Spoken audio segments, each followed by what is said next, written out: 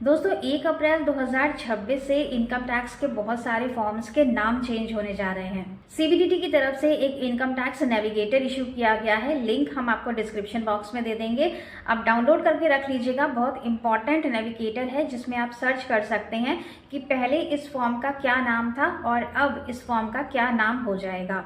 जैसे कि आपका फॉर्म 16 है, फॉर्म 26 AS है, पैन एप्लीकेशन के लिए फॉर्म नंबर 49A है। इन सारे फॉर्म्स के नाम अब बदल जाएंगे।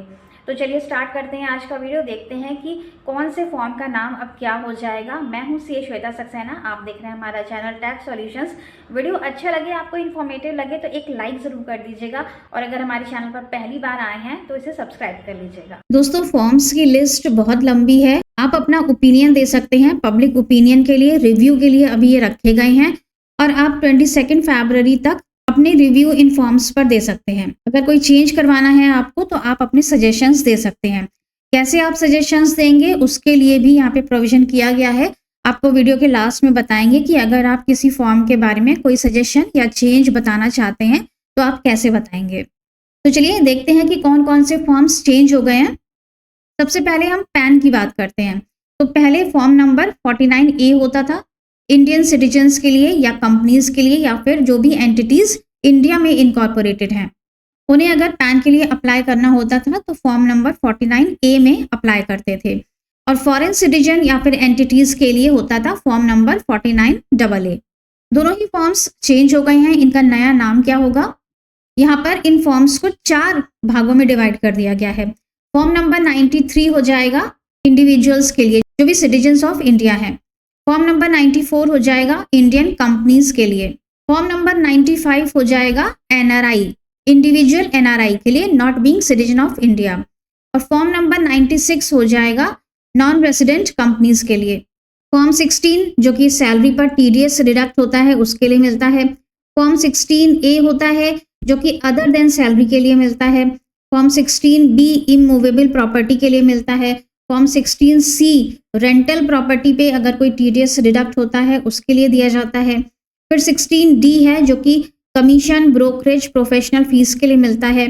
और फॉर्म 16E होता है जो कि नॉन रेसिडेंट पेमेंट्स के लिए दिया जाता है। ये सारे फॉर्म्स चेंज हो रहे हैं।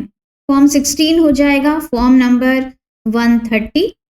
Form 16A other than salary जिसमें TDS काटा जाता है वो हो जाएगा फॉर्म नंबर 131। और फॉर्म 16B, 16C, 16D और 16E ये सब एक ही फॉर्म बना दिए गए हैं। ये हो जाएगा फॉर्म नंबर 132। इसके बाद आता है फॉर्म नंबर 15G और 15H जो कि इसलिए बैंक में जमा किए जाते हैं कि हमारा कोई TDS डिडक्ट ना हो इंटरेस्ट अमाउंट से, या जहां भी आप चाहते हैं कि हमारा TDS डिडक्ट ना हो आप म्यूचुअल फंड कंपनीज में भी जमा कर सकते हैं।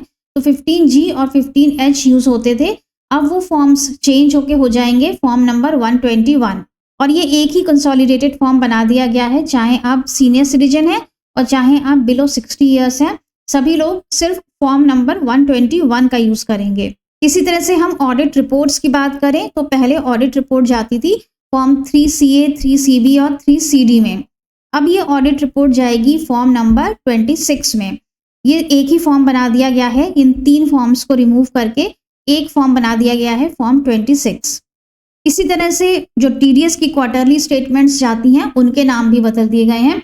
आइए आपको इनकम टैक्स का नेविगेटर दिखाते हैं और इसका लिंक हम आपको नीचे डिस्क्रिप्शन बॉक्स में भी दे देंगे, वहां से आप इसे डाउनलोड कर लीजिएगा। तो ये है इनकम टैक्स फॉर्म्स का नेविगेटर, CBDT की तरफ से इसे इश्यू किया गया है। 9 पेजेस का ये नेविगेटर है, इसमें काफी सारे फॉर्म्स दिए हुए हैं। एज पर 2026 यहाँ पे फॉर्म के नंबर दिए हुए हैं और एज पर IT रूल्स 1962 यहाँ पर पुराने फॉर्म्स के नंबर मिलेंगे। जैसे कि यहाँ पर हम 24Q जो कि हमारा TDS का क्वार्टरली स्टेटमेंट होता है वो हम टाइप करेंगे तो यहाँ पर इसका जो नया नाम है वो हो जाएगा 138। इसी तरह से जो 26Q फॉर्म नंबर है ये भी क्वार्टरली स्टेटमेंट है TDS का, इसका भी फॉर्म नंबर हो जाएगा 140। तो ये सब चीजें आपको यहाँ से याद रखनी पड़ेंगी कि कौन सा फॉर्म बदल कर कौन सा फॉर्म हो गया है। चलिए अब देखते हैं कि अगर आप इन फॉर्म्स के बारे में कोई सजेशन देना चाहते हैं तो वो कैसे आप रिपोर्ट करेंगे। तो हम ई फाइलिंग पोर्टल पर आ जाते हैं, इनकम टैक्स की जो साइट है यहाँ पर हमें लेफ्ट हैंड साइड पर मिलेगा suggestions on proposed income tax rules and forms new, और यहाँ पे हम क्लिक करेंगे। अब यहाँ पर आपको अपना नेम और मोबाइल नंबर देना है जिस पर कि OTP जाएगा। जनरेट OTP पर क्लिक करेंगे तो OTP आ जाएगा, और OTP डालने के बाद आपको कुछ इस तरह से ये पेज दिखाई देगा। यहाँ पर लिखा है फॉर्म्स और ये है रूल। अगर आप किसी फॉर्म में चेंज बताना चाहते हैं तो इस पर क्लिक करेंगे। अगर आप किसी रूल में चेंज बताना चाहते हैं, क्योंकि इनकम टैक्स रूल्स का नेविगेटर भी इशू किया गया है, उसमें रूल्स भी बताए गए हैं कि कौन कौन से रूल्स चेंज हो रहे हैं। तो यहाँ पर फॉर्म्स के लिए है, यहाँ पर आप जो आपको फॉर्म नंबर चेंज करवाना है उस फॉर्म का नाम देंगे। यहाँ पर आपको एक्सप्लेनेशन लिखना है। यहाँ पर आपका जो भी ओपिनियन है वो आप दे सकते हैं कि आप किस तरह से लैंग्वेज को सिंप्लीफाई कर सकते हैं। यहाँ पर सबमिट कर देंगे तो आपका फीडबैक आपके नाम और मोबाइल नंबर के साथ सबमिट हो जाएगा।